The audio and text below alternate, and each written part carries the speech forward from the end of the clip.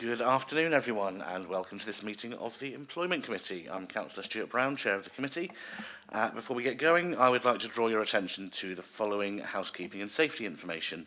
If the continuous fire alarm sounds, please evacuate the room and public gallery by the stairwells. Do not attempt to use the lifts, and please assemble in front of Queen Victoria's statue in Guildhall Square. In order to comply with the Guildhall Trust's fire marshal regulations, anyone who signed in at the Guildhall reception desk should sign out when leaving the building at the end of today's meeting.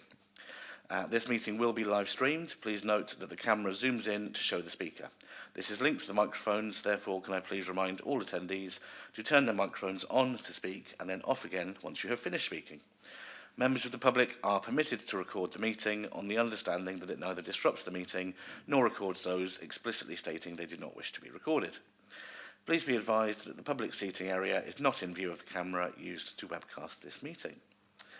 We've had no requests for deputations, so before we get on to apologies, let's do some introductions, starting on my right, please. Councillor Simon Bosher.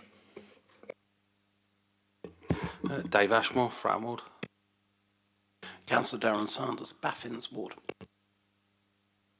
Cal Corkery, Councillor for Charles Dickens Ward. Councillor Graham Heaney, Standing Deputy, standing for Councillor Charlotte Gerardo. Sue Page from Finance. Natasha Edmonds, Director of Corporate Services. Karen Martin, Democratic Services. Lovely, thank you all very much for being here. And we have received apologies from Councillor Gerardo, as she's still on maternity leave and subbed today by Councillor Graham Heaney. Welcome. Members, do we have any declarations of interest that anyone would like to make known today? I see none. So we shall move on to the minutes of the meeting held on the 30th of November 2023. Members, do we have any amendments to the minutes we would like to make? I've got one very small one on the penultimate page at the bottom, and I'm assuming this is just a minute typo of RWL rather than RLW. Councillor Bosher. There is one there. It shows as present as Councillor Ashgar Shah, and then in 22 apologies for absence, it's got Councillor Ashgar Shah again. Yeah, so the copy I've got in front of me has his name crossed out on it already, so I assume that's already been taken care of. I see. But yeah, that will have already been taken care of, but thank you for raising that. Anything else on the minutes, or can we agree they are, as amended, a correct record? Agreed. Thank you very much. There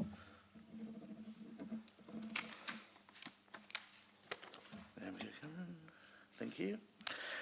So we now move on to today's item of business, Real Living Wage Accreditation Update. And I'd like to invite Natasha Edmonds, Director of Corporate Services, to introduce the report. Thank you, Chair. As you've said, it's the purpose of this report is to provide an update in view of the time that's passed since the last report was produced. The context for the Council is obviously existing budget pressures, a higher than anticipated national rise in national living wage, and quite a significant increase in the real living wage announced by the Living Wage Foundation from what it was to £12 an hour. So this report provides an update on the financial impact of those increases. The recommendations are that the committee note this report and this financial update, and that a copy of this report is circulated to the members of the Cabinet before its next meeting on the 6th of February for consideration of these figures. Thank you. Thank you very much, Natasha. Does any of the members have any questions on the report today? Councillor Heaney. Do we have any idea of how many individuals are affected by the potential rise of the hours? We've got the figures for the costs, but do we have any idea about the numbers of people? It might be difficult, things like adult social care, where we're not in control of the business, but it says other general fund services, and I wondered if we knew. So the workforce affected would be the workforce in our supply chain rather than our staff. So the committee is already committed to paying our staff the real living wage. So we don't have any indication of the size of the workforce in our supply chain that would be affected, unfortunately. So how do we know that the estimates are accurate for the figures, for the cost? If we take the social care one, for example, we have a model that we use to calculate the budget for our providers. So it's more on the different providers.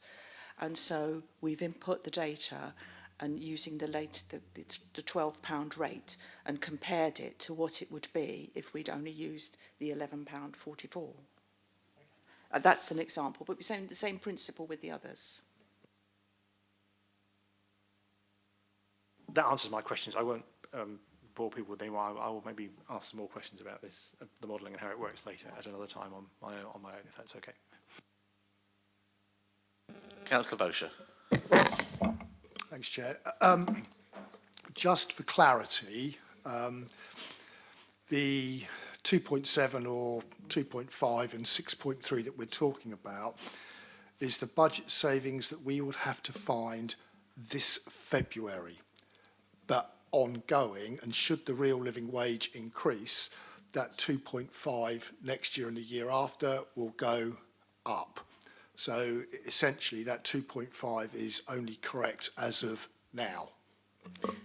That's correct. We would normally provide in the budget for the normal living wage, but not the real living wage. So the 56p per hour difference is not provided in the budget, and that's what you would need to find, the 2.5 million for the general fund, 200 for the HRA, in order to pay it from April. Yes. So just to follow up on that then, the adult social care budget, I understand, is somewhere in the thick end of £3 million overspent at this moment in time.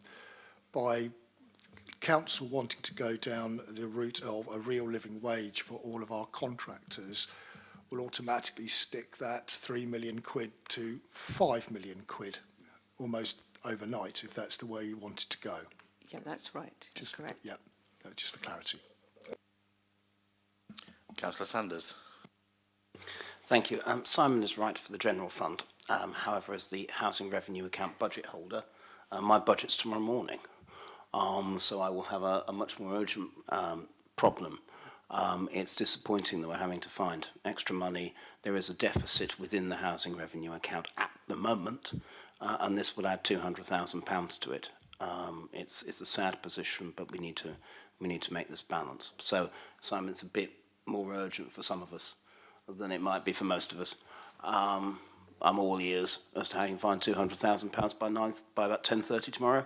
But Council's been very clear that we want the living wage, but it has to be sustainable, and it has to be sustainable financially. And when that happens, we will all be very happy. Members, any further questions or comments on the report?